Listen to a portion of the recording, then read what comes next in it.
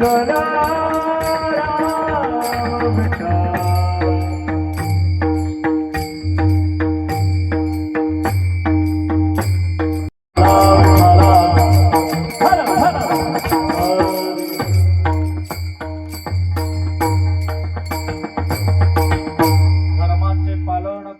पाखंड खंडन हेची आम्हा करणे काम बीज वाढवावे नाम तीक्ष्ण उत्तरे हाती घेऊन बाण फिरे हेची आम्हा करणे काम बीज वाढवावे नाम नाही भिडभार तुका म्हणे साना थोर हेची आम्हा करणे काम बीज वाढवावे नाम प्रस्तुत प्राप्त प्रसंगी निवडलेला अभंग देहूचे सुप्रसिद्ध संत जगद्गुरु जगदवंद्य श्रीमंत श्री तुकोबारायाच्या गाथेतून निवडलेला असून या अभंगाच्या माध्यमातून महाराज धर्माचं पालन करण्याबरोबरच पाखंडाचं खंडन करण्याचा संदेश देतात। तत्पूर्वी आपण आपल्या आराध्य देवतेला प्रथम वंदन करूया। कोणत्याही कार्याच्या शुभप्रसंगी आपण आपल्या आराध्य देवतेला प्रथम वंदन करतो। हरि संप्रदायाचा आराध्य दैवत पांडुरंग परमात्मा महायोग पीठे तटे भीमरत्याम वरम पुंडरिकाय दातु मुनींद्रै समागत तिष्ठन्तमानंद कंदम परब्रह्मलिंगम भजे पांडुरंगम तडिद्वाससं नीलमेघावभासं रमा मंदिरम सुंदरम चित्प्रकाशम वरम त्विष्टिकाया समनस्तपादम परब्रह्मलिंगम भजे पांडुरंगम पांडुरंगा करो भगवानवना पांडुरंगा करो प्रथम पांडुरंगा करो भगवानवना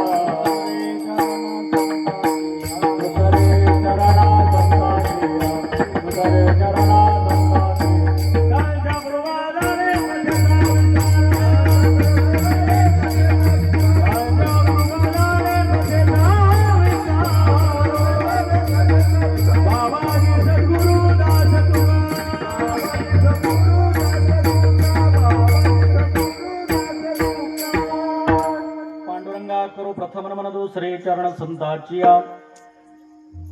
ज्यांच्या कृपादाने कथेचा विस्तार बाबाजी सद्गुरु दास तुका भगवान परमात्म्याला शरण जाण्याबरोबरच त्या भगवान परमात्म्याला प्राप्त करून घेण्यासाठी हरिप्राप्तीचे उपाय धरावे संतांचे ती पाय मस्तक हे पाया वरे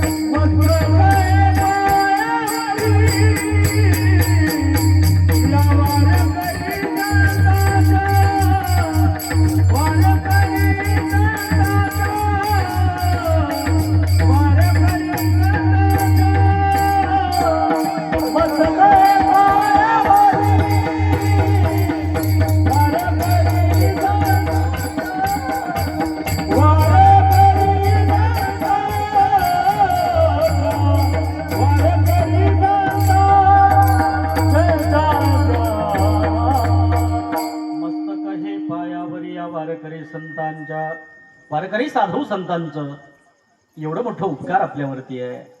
साधू संतांच्या शिकवणीमुळे आपला हा समाज सत्य सनातन धर्म संस्कृतीचं अनुकरण करत असताना सर्व धर्म समभावाचं जीवन जगतो। आपल्या धर्माची निष्ठा बाळगत असताना इतर धर्माचाही आदर करण्याची शिकवण आम्हाला आमच्या वारकरी संप्रदायातील साधू संतांनी दिलेली आहे। अनेक चिंतक लोक, अनेक विद्वान पंडित लोक, काही नास्तिक लोक बोलत असताना हिंदू धर्म संस्कृतीवर गदा प्रहार करतात, आमच्या परंपरेवर गदा प्रहार करतात। सत्य सनातन संस्कृतीच्या अनिष्ट रूढी परंपरेवरती बोलत असताना, इतर धर्माविषयी बोलत असताना मात्र त्यांची जीभ बोबडी वळते। पण आज अभिमानानं एवढंच नाही तर जगामध्ये असा कोणताही धर्मसहिष्णू असा कोणताही धर्म नाही जो आपल्या धर्माचं अनुकरण करत असताना इतर धर्माचा आदर करण्याची शिकवण केवळ आणि केवळ आपल्या हिंदू धर्मातच दिलेली आहे. आपल्या धर्म संस्कृतीमध्ये आपण जेवढा गुढीपाडवा असेल, जेवढं दीपावली असेल, जेवढे इतर आपल्या सणा उत्सवाला जेवढ्या प्रेमानं, आदरानं आणि श्रद्धेनं त्या सणांचं उत्सवांचं आपल्या घरामध्ये साजरीकरण करतो, तेवढ्याच प्रेमानं इतर धर्माचे सण उत्सव देखील साजरे करतो. नव्हे नव्हे गावात जर त्या धर्माचे लोक वावरत असतील तर त्यांच्या त्या उत्सवाला आपला सहभाग नोंदवून सामाजिक समरसतेमध्ये सहभाग घेत असतो. आणि एक ज्वलंत उदाहरण म्हणजे आमच्या भालकी तालुक्यातील सैदापूरवाडी गाव, जे गावामध्ये एकही घर इस्लाम धर्माचं नसताना जे कोणते सुफी संत असतील त्या सुफी संतांच्या मोहरमाच्या निमित्तानं त्यांचं मोहरम उत्सव साजरा करत असताना, खरोखर आपल्या धर्माचं पालन करत असताना इतर धर्माचं आदर करण्याचा पायंडा सैदापूरवाडी गावानं घातलेला आहे. स्वधर्माचं पालन करणं म्हणजे काय? आपण ज्या धर्मामध्ये जन्माला आलो, आपल्या वाड वडिलांनी जे काम केलेलं आहे, स्वधर्मनिष्ठा बाळगणं. ज्या धर्मामध्ये आपण जन्माला आलो, आपण ज्या घरात जन्माला आलो, त्या घराचं आराध्य दैवत काय, कुलदैवत काय, कुलदेवी काय, या सर्वांचा आदर राखत असताना ज्या सुफी संतांनी,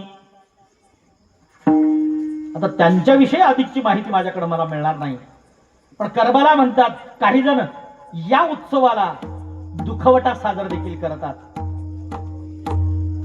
म्हणजे त्यांनी शहीद झालेला हा दिवस म्हणून साजरा करत असताना काही जण दुखवटा पाळतात, रडतात, मारून घेतात, मुचकुरून घेतात, रक्त काढतात. अशी ही संस्कृती काही ठिकाणी आपल्याला पाहायला मिळते. पण सैदापूरवाडी गावानं माझ्या वडिलांची मिरासी गा देवा, तुझी चरण सेवा, आणि ती चरण सेवा साधण्यासाठी निमित्त गरजेचं आहे. निमित्त काहीही असेल, बरोबर आहे का नाही? माणूस कोणत्याही एका निमित्तानं जातो, पण ठरतं वेगळं निमित्त.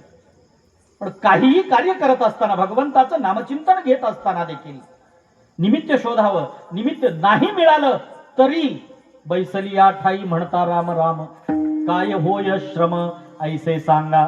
मग निमित्त मिळाल्याच्या नंतर तर आपण निश्चितच त्या भगवान परमात्म्याचं नामचिंतन घेत असतो.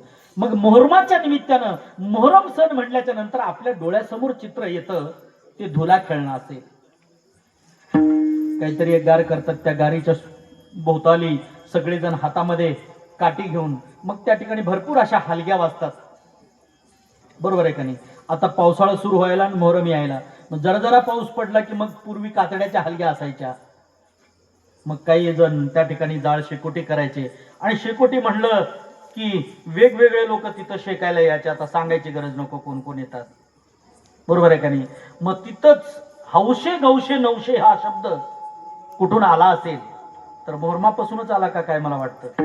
मग मोहरम म्हटल्याच्या नंतर हौशे गौशे आणि नवशा लोकांचा सण जर कोणता असेल तर तो मोहरम आहे. पण त्या मोहरमाला अखंड हरिनाम सप्ताहाच्या रूपामध्ये परिवर्तित करण्याचं कार्य सैदापूरवाडी गावानं केलेलं आहे. त्यांचं अभिनंदन करावं तेवढं कम आहे, बरोबर आहे का नाही? पण धुला खेळत असताना काही लोक पायामध्ये घुंगरू बांधून नाचतात. नाचू नका असं म्हणायचं नाही, तोही एक छंद आहे. पण तो बाळगत असताना काही लोक सोंगाच्या रूपानं असेल, काही लोक वेगवेगळ्या रूपामध्ये, काही लोक चुंगे खाण्यापुरतात सण करतात. पण याही निमित्तानं आपल्या वाडवडिलांची परंपरा जोपासत असताना भगवान परमात्म्याच्या मारुद्र्याच्या कुठल्याही गावचा पीर असेल, त्या पीराला मी बघितल्या प्रकारे सांगतो बरं का महाराज. आता पुढची लोक जर काही करत असतील, मारुद्र्याचं दर्शन घेतल्याशिवाय तो थंड होतच नाही, बरोबर आहे का नाही? आता इथं कसं आहे मला माहित नाही, सवारी आल्याच्या नंतर तो पीर माझ्या गावात कुठे येतो तर मारुद्र्याचं दर्शन घ्यायला येतो.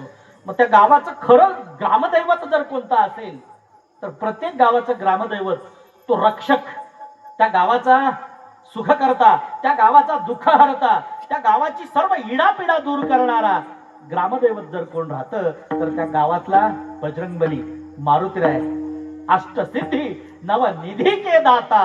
आणि त्या मारुतीरायाच्या समोर त्या मोहरमाच्या निमित्तानं भजन कीर्तनाची सेवा करणं म्हणजेच अभंगाचं पहिलं चरण.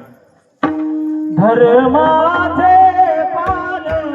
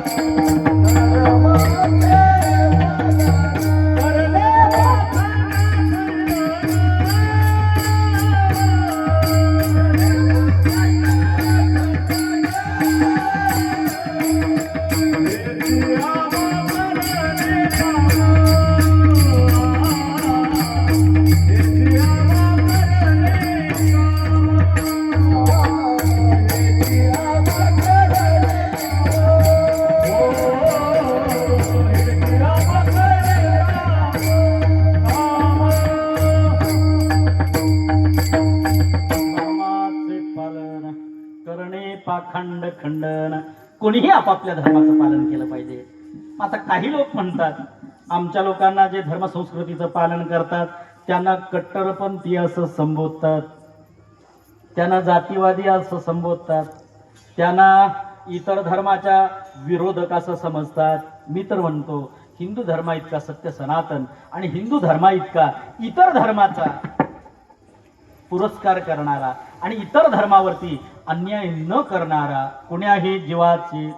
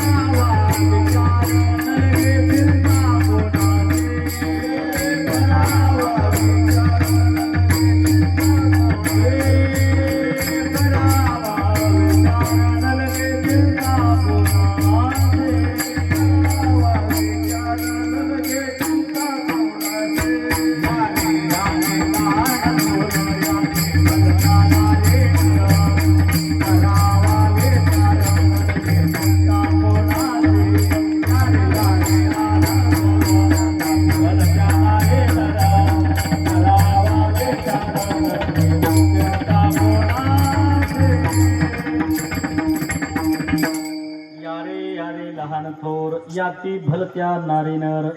सकळ जीवांचा सन्मान करणारा सत्य सनातन हा वारकरी संप्रदाय. आणि या वारकरी संप्रदायानं जगाला संदेश दिलेला आहे समतेचा. वारकरी संप्रदायानं जगाला संदेश दिलेला आहे ममतेचा. कोण्याही जीवाचा न घडो मत्सर. कसल्याही प्रकारचं काय कुणाचाही मत्सर केलेला हा संप्रदाय नाही. सगळ्यांना सामावून घेऊन सगळ्यांना सोबत घेऊन चालणारा संप्रदाय म्हणजे वारकरी संप्रदाय आहे. पण काही लोक आम्हाला शिकवतात ज्ञान, काही लोक वारकरी संप्रदायाला असेल, काही लोक या संप्रदायाला ज्ञान शिकवण्यापेक्षा जे खरोखर कट्टरपंथी आहेत, जे कधीच मारुतीरायाच्या मंदिरात आलेले नाहीत, जे कधीच एकादश बघितले नाहीत. महाराज आज सांगताना वाईट वाटतं. काही गावात अखंड हरिनाम सप्ताह असेल, अखंड हरिनाम सप्ताह असेल या गावामध्ये जर समजा विशिष्ट धर्माचे लोक अधिक असतील तर एकादशी दिवशी 4 दिनच आहे. एकादशी दिवशी गावात विना थांबलेला आहे. विना थांबलेल्या दिवशी का असे ना किमान पक्षी वो लोग अखंड हरिनाम सप्ताह कर रहे तो हम यहाँ पर बलि देना उचित नाहीये. एवढं ज्ञान त्या लोकाला शिकवण्याचं काम ज्ञानी लोक केले तर खूप मोठे उपकार होतील. वारकरी संप्रदायाला ज्ञान शिकवण्याची गरज नक्कीच नाही. आम्ही मोहरमात बी जाऊन कीर्तन करतो, आम्हाला बोलवलं तर उरसात बी चारो दिन म्हणून कीर्तन करतो. पण सांगण्याची गरज एवढीच आहे की ज्या ठिकाणी वारकरी संप्रदाय असेल, ज्या ठिकाणी अखंड हरिनाम सप्ताह असेल, ज्या ठिकाणी विणा थांबलेला असेल, अशा ठिकाणी का असेना किमान पक्षी त्या गावामध्ये त्या अखंड हरिनाम सप्ताहाचं, त्या विण्याचं, त्या सांप्रदायिक लोकांच्या गळ्यातल्या तुळशीच्या माळेचं आदर राखण्याचं काम इतर समाजानं जर केलं तर खूप मोठे उपकार होतील. कारण आमचा हा धर्म एवढा सुजाण आहे, सगळ्यांना मोठेपणा देणार आहे. एकही घर नसताना देखील सर्व उत्सव जसं आता लाजावं त्या लोकांना, आता ती इथं जर असते तर मोहरमाच्या नावावर कमवून खाल्ले असते. इथं जर एक 4-2 घरं असते, ये साल मेरा है अगले साल तेरा है. आता काही गावात बघितलेलं आहे, ये साल मेरा है अगला साल तेरा है. याचं कारण काय? उत्पन्नाचं साधन म्हणून आपण त्याला पाहतो, पण इथं धर्मसंस्कृतीचं अनुकरण म्हणून करत असताना एक सुंदर आपल्या निज धर्माचं, आपल्या आराध्य दैवतेचं, ज्या आद्यशंकराचार्यांनी पंढरीश परमात्म्याचं गुणवर्णन केलं, त्या पंढरीश परमात्म्याचं आणि आपल्या जगद्गुरु संतश्रेष्ठ तुकोबरायाच्या अभंगाचं चिंतन मोहरमाच्या निमित्तानं होत असेल तर निश्चितपणे त्या शहीद झालेल्या सुफी संतांना देखील आनंद वाटला असावा. कारण जगद्गुरु संतश्रेष्ठ तुकोबरायांच्या बाबतीत जर सांगायचं झालं, अनगड शहा फकीराचं नाव आपण ऐकलंच असेल. ज्या फकीराकडे गेल्याच्या नंतर कसल्याही प्रकारच्या अंगातला धग कमी व्हायचा. अनेक लोक त्यांच्याकडे बघण्यासाठी जायचे, दंडे दोरे घालून घेण्यासाठी जायचे, किंवा त्यांच्याकडे असलेलं पाणी, त्यांच्याकडे असलेलं काही तीर्थ असेल, त्यांच्या मध्ये असलेलं उदाचं भस्म असेल, ते काहीतरी लावल्याच्या नंतर कमी होतं. अशा प्रकारची भावना अनेक लोकांकडे असताना स्वतः प्रकांड पंडित असलेल्या रामेश्वर शास्त्रीच्या अंगामध्ये धग पडलेला असताना रामेश्वर शास्त्रीला कोणीतरी सांगावं की अनगडशा फकीराकडे जावं, आणि अनगडशा फकीर सांगावं की संत श्रेष्ठ जगतवंदनीय अणु रेणूपेक्षा लहान आणि आकाशापेक्षा महान असे संत श्रेष्ठ जगद्गुरु जगदवंद्य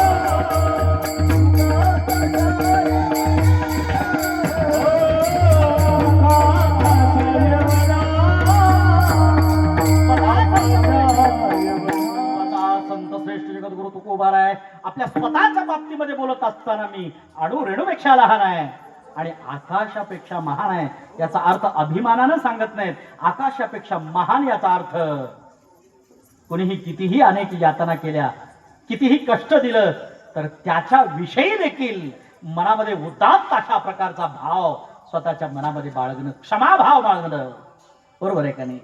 आणि कोण मोठा जर लहानातला लहान आला तर त्याच्या पुढेही लीनतेनं प्रस्तुत होणं, त्याच्या समोर शरण जाणं, अणु रेणूपेक्षा लहान होणं, लहानापुढेही स्वतःला समर्पण करणं, ही अणु रेणूपेक्षा लहान.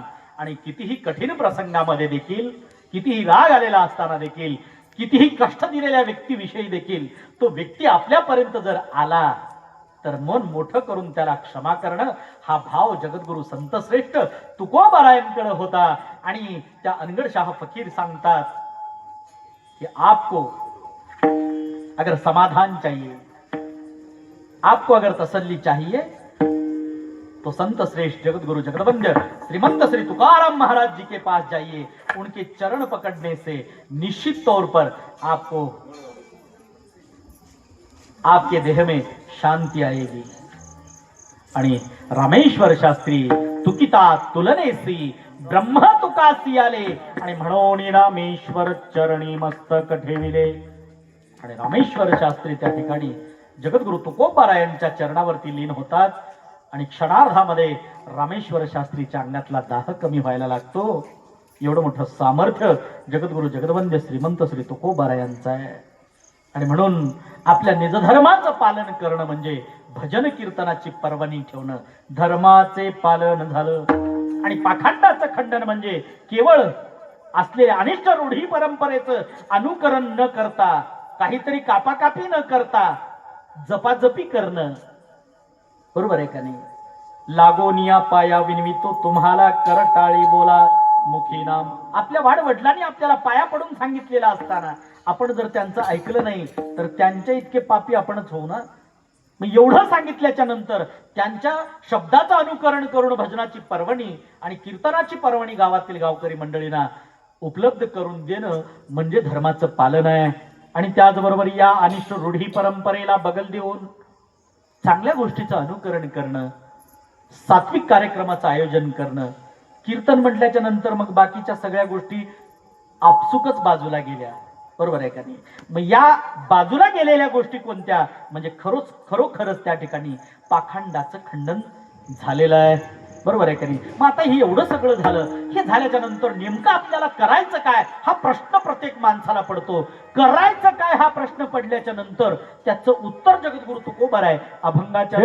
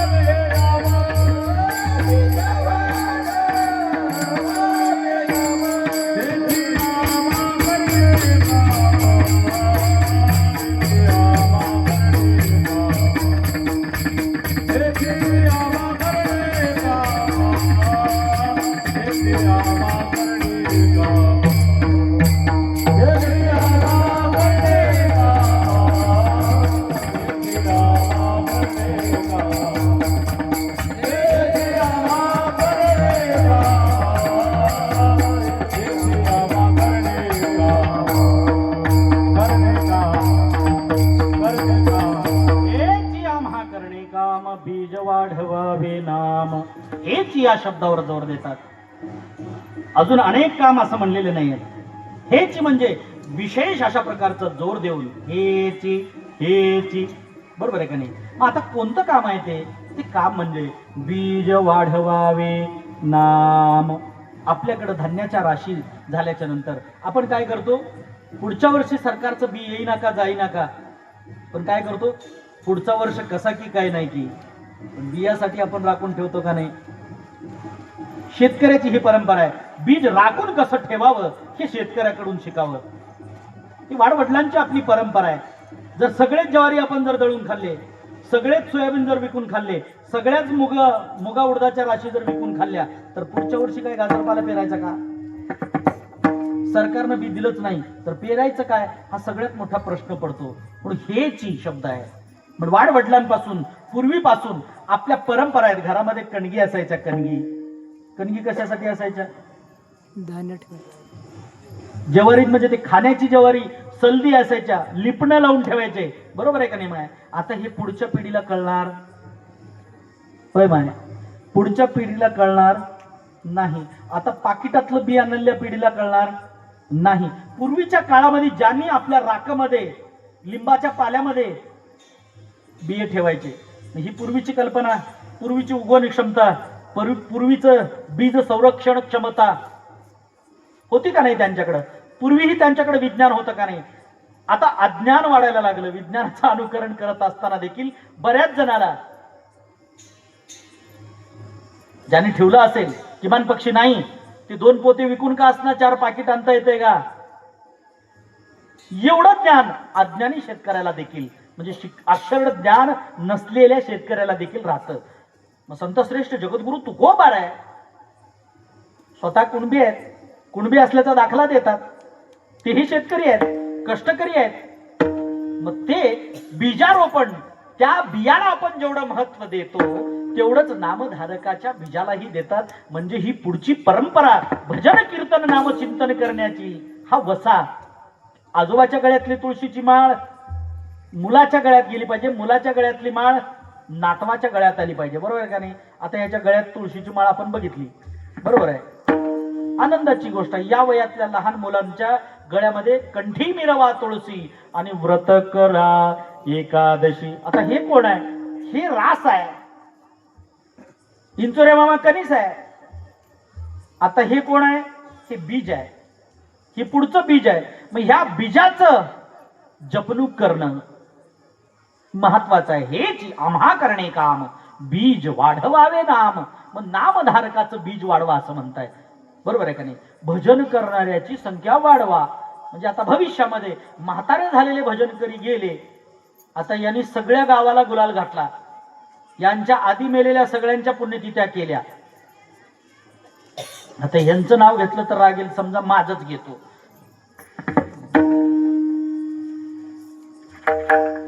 आम्ही गेल्याच्या नंतर आमच्या पुण्यतिथीला कॅसेट लावायचं का? काय करायचं? कॅसेट लावायचं का?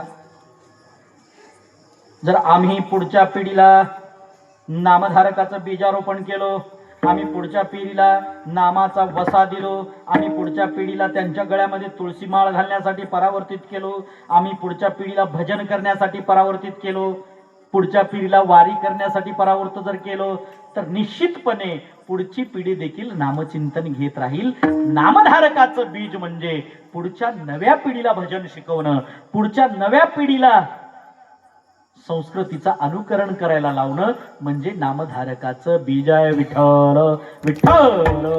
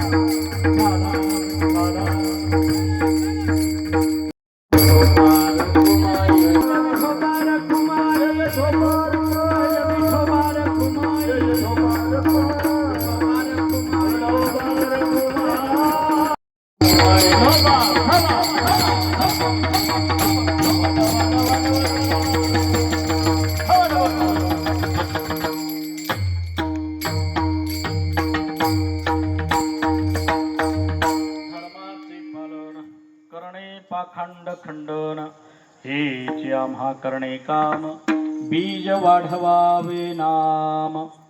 आमच्या जिल्ह्यामध्ये अनेक नामवंत कीर्तनकार, अनेक साधू संत, अनेक जपी तपी संन्यासी लोक होऊन गेले.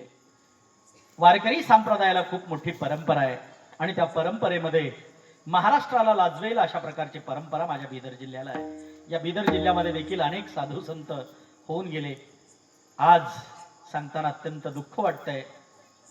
एक महान तपस्वी साधू होऊन गेले, ज्यांचं नाव श्री हरिभक्त परायण वैकुंठवासी मुरली महाराज हेडगापूरकर यांचा आज देहावसान झालेला आहे. मरावे परी कीर्ती रूपी उरावे. जायचं तर प्रत्येकाला आहे, पण जात असताना मागे काय ठेवून जातो हे महत्वाचं आहे.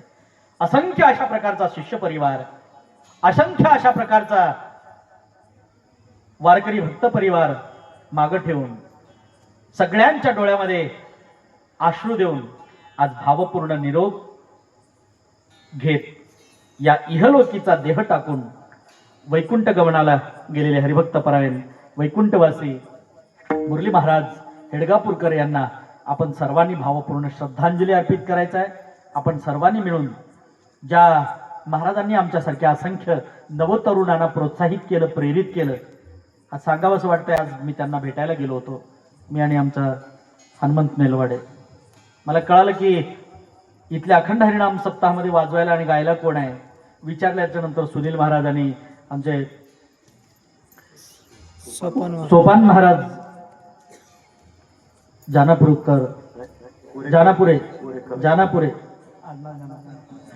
सोपान महाराज जानापुरे आहेत असं म्हटल्याच्या नंतर सोपान महाराज तिकडे गेलेत असं कळालं. कळता क्षणी मलाही वाटलं की आपण त्यांच्या हयातीमध्ये त्यांना जाऊन भेटावं आणि लगेच आम्ही दोघं मिळून गेलो. त्यांना ऑक्सिजन लावलेलं होतं. आज दिवसभर त्यांची हालचाल बंद होती. हनुमानच्या समोरचीच गोष्ट आहे. तिथं गेल्या क्षणी एक जण कोणीतरी म्हटलं संदीप महाराज आलेत, महाराज संदीप महाराज आलेत. लगेच त्यांची थोडीशी हालचाल सुरू झाली, लगेच त्यांचे ओठ हालायला सुरू झाले. त्यांना काहीतरी बोलायचं आहे असं त्यांच्या परिवारातले लोक म्हणाले की तुम्हाला महाराज काहीतरी बोलायचं आहे. म्हणलं काही बोलायचं नसेल, पण मी त्यांच्या जवळ गेलो. रामकृष्ण हरी महाराज, रामकृष्ण हरी असं म्हणालो जोरात. रामकृष्ण हरी म्हणत असताना आपण मुखानं रामकृष्ण हरी म्हणत असताना आपले ओठ कसं हलतात तद्वतच महाराजाचे ओठ हल्ले आणि अर्ध्या तासामध्ये महाराजांची प्राणज्योत मालवली. तिकडं महाराजांचं कीर्तन चालू होतं.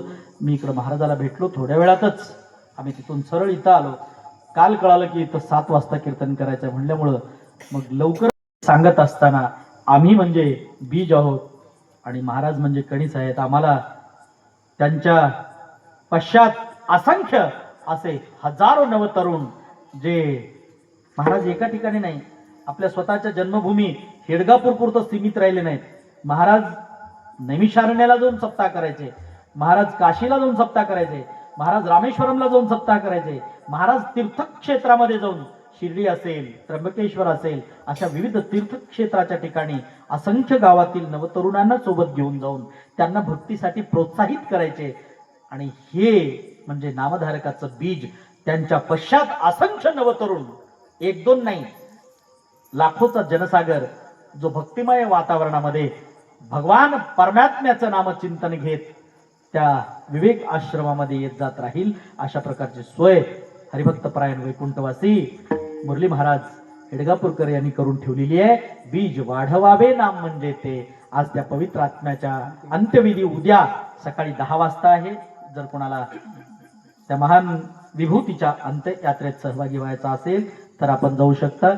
आपण या पवित्र क्षणी ज्या महान हे पीर म्हणजे तेही शहीद झालेले, तेही सुफी संत, त्यांच्या पुण्यस्मरणाचा हा सोहळा आहे. आणि या सोहळ्यामध्ये त्या पवित्र अशा महान विभूतीला आपण भावपूर्ण श्रद्धांजली अर्पित करूया. 1 मिनिटाचं या ठिकाणी सगळ्यांनी मौनाचरण करूया. 1 मिनिटाच्या नंतर पुनश्च आपण अभंगाला सुरुवात करूया. बसलेल्या ठिकाणी शांत बसायचं आहे.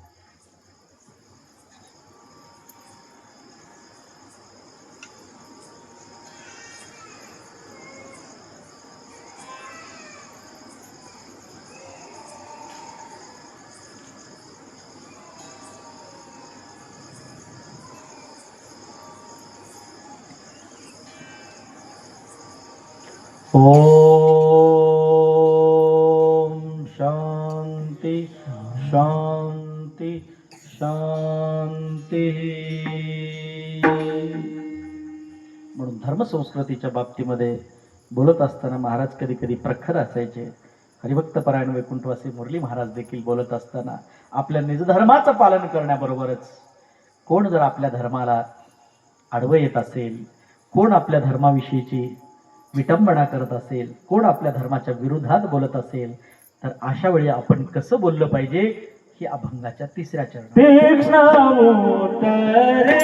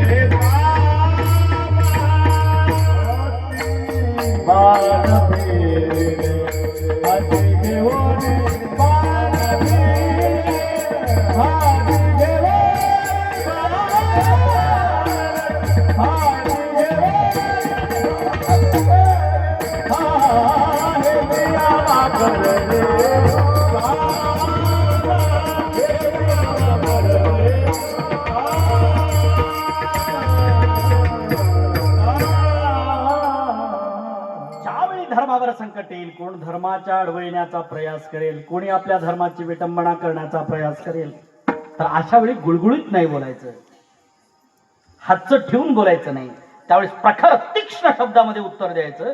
असं कोण सांगितलेलं आहे? जगद्गुरु जगदवंद श्रीमंत श्री तुकोबाराय सांगतात. गोडगोड बोला, कोणी काही म्हणलं गपचूप बसा, ऐकून घ्या, कदापि सहन करायचं नाही. हे आपल्याला कोण शिकवलेलं आहे? तुकोबारायांनी शिकवलेलं आहे. मऊ मेना उनी आम्ही विष्णुदास, कठीण व जरास भेद व्हायचे. पकडलो तर परमेश्वर, बिघडलो तर सन्नेश्वर. आमचा विना असा वाजवला विना, फिरून वाजवला गदा, अशी वाजवली टाळ, फिरून वाजवली कर्दन काळ. कोणी जर आपल्या धर्माला, आम्ही भलेही सगळं करू तुमच्या धर्माचं, तुमच्यासारखंच वागू, तुमच्यासारखं जय जयकार करू, पण आमच्याला जर कोणी काही जर उलट बोललं तर मग आम्ही गप्प बसणार नाही. ही शिकवण आम्हाला आमच्या संतांनी दिलेली आहे. अकबराचा प्रधान बिरबल आहे. भलेही राजा अकबर असेल, पण अकबराच्या अधिपत्याखाली काम करणारा बिरबल. राजानं काही बी म्हणावं आणि बिरबल गपचूप ऐकाव का? राजा म्हणून काय झालं? आमच्या धर्माचा अपमान करायचं तुला कोण अधिकार दिला? ही बिरबलाला प्रश्न पडतो. दोघेही प्रवास करत असताना रस्त्यामध्ये एक गोमाता दिसली. गोमाता दिसता क्षणी बिरबल रथ थांबवला आणि बिरबल म्हणला, हमारी गो माता जा रही है, बहुत पवित्र कार्य है, उतर कर हम दर्शन लेंगे. अकबर म्हणला, क्या पागल होते हो तुम लोग? कोई जानवर को मां बोलता है क्या? किसको? जानवर को. तो बिरबल म्हणाला, राजन, वो केवल जानवर नहीं है, वह गो माता है. उस गो माता के अंदर हमारे 36 कोटि देव देवता है, विराजमान है. वो हमारी माँ है. आई मेल्याच्या नंतर, आईच्या नंतर नवजात शिशूला पोषक आहार इतर कुणाचंच नाही तर गायीचंच आहे. माईच्या नंतर कुणाचं दूध पोषक असेल तर ते म्हणजे गायीचं आहे. मायेसारखीच गाय आहे. बिरबल म्हणला, वो हमारी माँ है. ठीक आहे, चल. पुढं गेले. पुढं गेल्याच्या नंतर गंगा मैया प्रवाहित होत होती. गंगेला बघितला. हे गंगा मैया, तेरे शरण में जो भी प्राणी आया उसका बेड़ा पार लगाया. गंगा मैया, गंगे चैव यमुने चैव गोदावरी नर्मदा कावेरी जलसन्निधि गुरु. त्या गंगेला स्तवन करायला लागला. ये क्या है? ये मेरी गंगा मैया है. अरे वो गाय माँ है, ये फिर बहता हुआ पानी भी माँ है. तुम पागल होते हो म्हणला. बिरबल म्हणला, नहीं, हम जब हमारा देह भी विसर्जित होता है, हमारा देह कहां से आया? माँ के कोख से आया. आम्ही कुठून आलो? आईच्या पोटातून आलो. आईच्या पोटातून आलेला हा देह जेव्हा आम्ही त्यागतो, या देहाची चिता जाळल्याच्या नंतर आमच्या अंतिम क्षणाला आमच्या आस्ती आणि आमची राख विसर्जित देखील या गंगा मैयातच करतात. आईच्या पोटातून, त्या आईच्या पोटातून येतो आणि या आईच्या पोटात जातो. म्हणून ही देखील आमची आईच आहे असं सांगितलं. चलो चलो, समय हो रहा है म्हणला. पुढं आल्याच्या नंतर एक तुळशीचं वृंदावन होतं. पुन्हा तुळशीचं वृंदावनाला नमस्कार करायला लागला. तुळशीच्या वृंदावनाला नमस्कार करता क्षणी याला पुन्हा राग आला. ये क्या कर रहे हो? इस पौधे को भी पैर पड़ रहे हो. बिरबल म्हणला, वो मेरी गौ माता थी, उसके बाद वो मेरी गंगा माता थी, ये मेरी तुलसी माता है,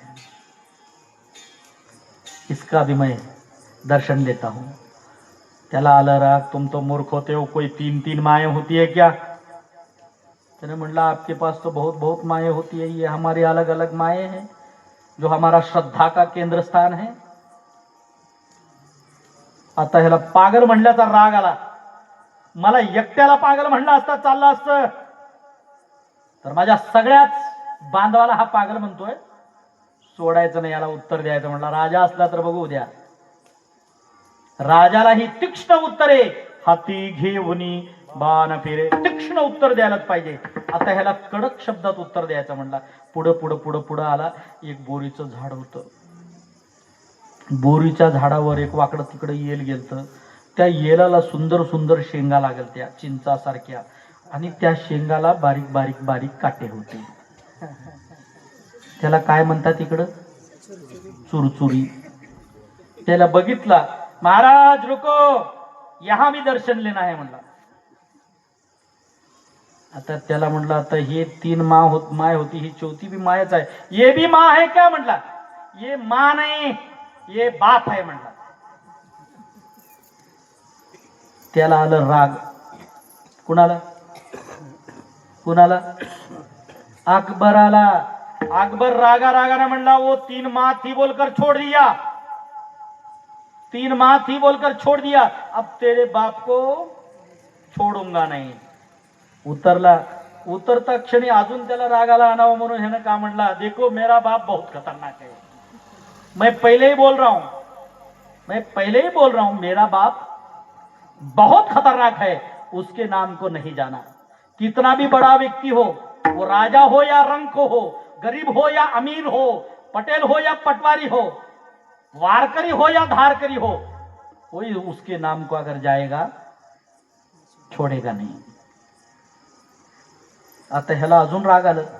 ह्यानं मला डवचुलाले की ह्याचा बाप हायच कसं बघावं म्हटलं. किरून झालतं. धरायला लागलं आणि फाट्या हलवायला लागलं. इसको तो मैं उकाड के फेकूंगा. आता हलवल्या क्षणी आता चुरचुरीच्या शेंगा चांगल्या पिकलत्या. झुळूक झुळूक वारं बी सुटलत. चुरचुरीच्या शेंगावरचे जे बारीक बारीक काटे अंगावर पडायला लागले. जसं जसं अंगावर पडायला लागले आणि ऊन लागायला लागलं, 1-2 वेळा खाजून घेतलं तर ह्यानं नाचायचं लागलं. तनतना नाचायला लागलं. बिरबल तेरे बाप को कुछ बोल, तेरे बाप को कुछ बोल. बिरबल म्हणला, राजन मैं गरीब हूं, मेरा बाप गरीब नहीं है, मैंने पहले ही बोला उसके नाम को जाने का नहीं. अब कैसा करना पड़ेगा अभी बोल. आता अडली काय? अडला नारायण धरी. आता काय का असना बिरबल, तुझ्या पाया पडतो, सांग म्हणला. आता काय करावं लागतं? त्यानं म्हणला, भागते भागते जाना पड़ेगा. जिस मेरे गो माता को आपने गाली दिया, उस गो माता का गोबर ढूंढ के लाना पड़ेगा. चुरचुरी लागल्याच्या नंतर फुकटचं औषध सांगतो. कोणती बी साबण किती का भारी कंपनीची राहीना काम करणार माय. चुरचुरी लागल्याच्या नंतर काय लावा अंगाला?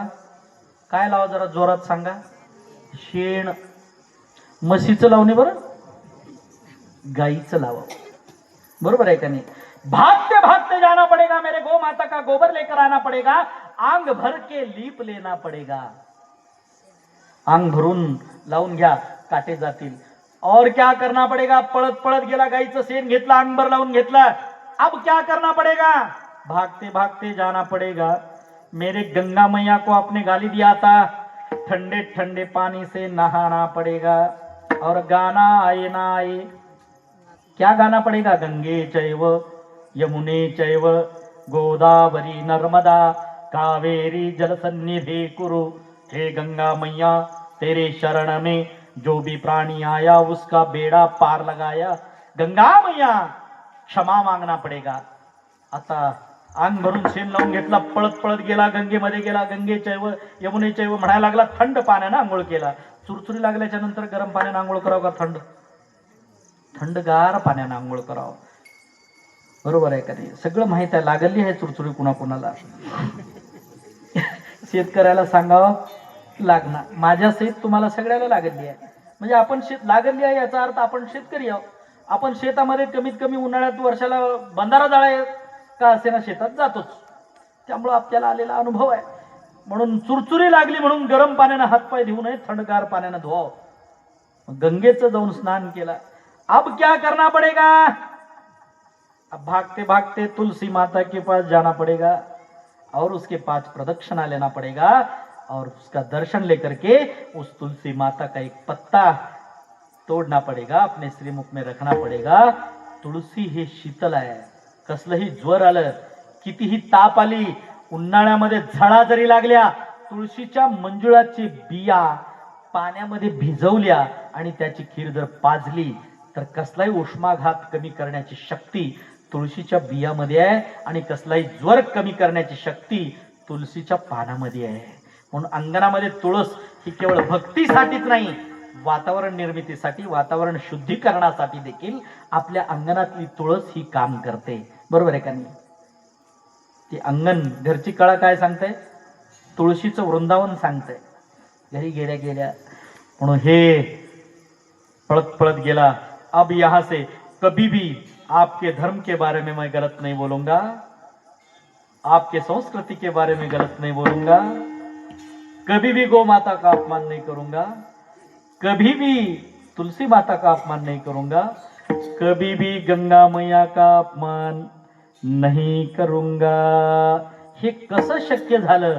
जर जर बिरबल राजा आहे म्हणून भीडभार ठेवला असता तर ते शक्य नव्हतं. म्हणून जगद्गुरु तुकोबाराय देखील अभंगाच्या शेवटच्या चरणात नाही भीडभार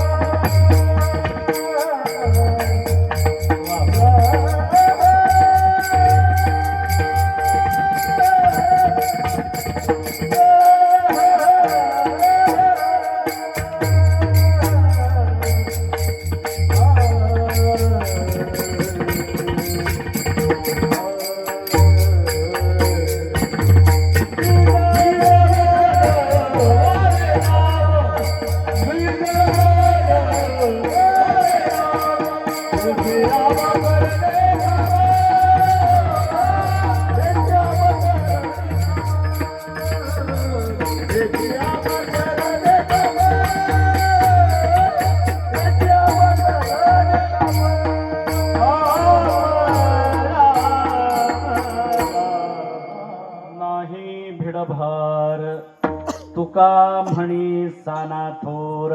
कोण वडील आहे, कोण मोठा आहे, कोण उच्च आहे, कोण नीच आहे याचा विचार न करता, क्षणार्धामध्ये त्याची भेडभाड न ठेवता प्रतिकार करण्याची क्षमता आपण बाळगली पाहिजे. शिकवण देणारा हा अभंग संतश्रेष्ठ जगद्गुरु तुकोबर आहे. आपल्याला स्वाभिमानी बनवण्याचं कार्य, आपल्याला स्वाभिमानी बनण्यासाठी प्रवृत्त करणारा हा अभंग संतश्रेष्ठ तुकोबर यांचा आहे. म्हणून सोहळा कोणताही असेल, आपण इतर धर्माचा आदर करतो म्हणून कोणीही उठावं आणि आपल्या धर्माला काहीही बोलावं आणि आपण ऐकून घेऊन गप्प बसावं हे अधिकार आहे. म्हणून जगाच्या पाठीवर आपले लोक मोहरम साजरे करणारा दिसतात. आपण उरसामध्ये दर्ग्याला जातो. तुम्हीच का, मी स्वतः देखील दर्ग्याला जातो. अनेक महाराज मंडळी देखील जातात. एवढंच नाही, ज्यांनी हिंदवी स्वराज्याची संस्थापना केली अशा त्या छत्रपती शिवाजी महाराजांनी देखील अनेक दर्ग्यांना, अनेक मशिदींना दिवाबत्तीची सोय आमच्या छत्रपती शिवरायांनी केली. नवे श्रद्धास्थान म्हणून त्या ठिकाणी स्वतः देखील गेल्याचा इतिहास अनेक दर्ग्यांमध्ये आहे. खेड शिवापूर गावाचं गाव आहे.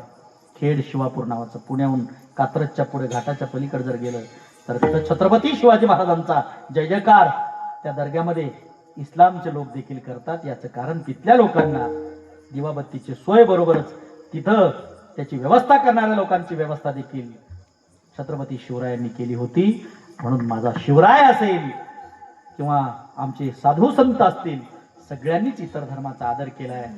फक्त एवढंच सांगायचं आहे, आम्ही जसं इतर धर्माचा आदर करतो, काही विशेष लोकांकडून आम्हाला अपेक्षा आहेत. तुम्ही आमचे सण करा अथवा ना करा, तुम्ही आमच्या साधू संतांना माना अथवा ना माना, तुम्ही आमच्या महापुरुषाला माना अथवा ना माना, कमीत कमी त्यांचा अवमान होईल, आमच्या संस्कृतीचा अवमान होईल असं वागू नका, असं बोलू नका. एवढंच या निमित्तानं आज या ठिकाणी सांगत असताना, नाम विठोबाचे घ्यावे आणि पुढे पाऊल टाकावे. पुढे काय ते बघायचं नाही. भगवंताचं नामचिंतन घ्यायला जागा, काळ, वेळ विचार करायचा नाही. पण माझ्या आयुष्यातलं पहिलं मोहरमाचं कीर्तन म्हणजे सैदापूरवाडी गावातच केलं. पुष्करला जायचं आहे, बरोबर आहे का नाही? मग माझा सवंगडी साथीदार, तू जर माझ्यासोबत पुष्करला यायला तयार असशील, मी तुझ्यासोबत अजमेरला यायला तयार आहे. एकमेका सहाय्य करू आणि अवघे धरू सुपंत. म्हणून इतरांना सामावून घेऊन जाणारा आपला संप्रदाय, आपला धर्म आहे. आणि निश्चितच हा सण साजरा करत असताना आपल्या वाडवडिलांपासूनची परंपरा म्हणून प्रत्येक जण खूप श्रद्धेनं जातात. मातामौली देखील, जर सोंग आणले असते तर मातामौली आल्या असत्या का, बायका आल्या असत्या का? म्हणून सगळ्यांना सामावून घेऊन करणारा हा कार्यक्रम, सामाजिक समरसतेचा कार्यक्रम, इतर गावांनी देखील बोध घेण्यासारखा कार्यक्रम म्हणजे आजचा हा मोहरमाचा कार्यक्रम आहे. आजच्या या निमित्तानं मला आठवतंय, हे मंदिर बांधकाम होण्याच्या आधी एक वेळा पत्र्याचं मंदिर असताना गोकुळाष्टमीचं कीर्तन करायला आलो होतो. त्याच्यानंतर माता राजमाता राष्ट्रमाता राजमाता जिजाऊ मासाहेबाचे वंश आणि त्या किल्ल्यामध्ये मध्ये एक नरसिंहाचं मंदिर आहे, राजाचं कुलदैवत. आम्ही त्यांच्यासोबत आलो होतो तेलगावचे आम्ही पाटील परिवार, कुठून काटीहून, काटीला देशमुख होतो त्याच्यासोबत इकडं आला आम्ही मदत कराय. इथं आलो, इथंच राहिलो. नरसिंहाचं मंदिर सत्यनिकेतन शाळेच्या मध्ये आहे. त्याची निर्मिती जर कुठून झालेली असेल, एवढंच नाही, ब्रह्मा आणि विष्णूची निर्मिती देखील केलेला आदी म्हणजे ईश्वर जर कोणी असेल तर ते महादेवच आहे. कैलास राणा शिवचंद्र मोळे फणींद्र माथा मुकुटे झळाळी कारुण्य सिंधू भव दुःखहारी तुझ वीण शंभो मज कोण तारी तुझ वीण शंभो मज कोण तारी. त्या शंभू महादेवाला शरण गेले वाचून गत्यंतर नाही. तेवढी त्यांच्या चरणी समर्पित करून सेवेला पूर्णविराम. ज्ञानेश्वर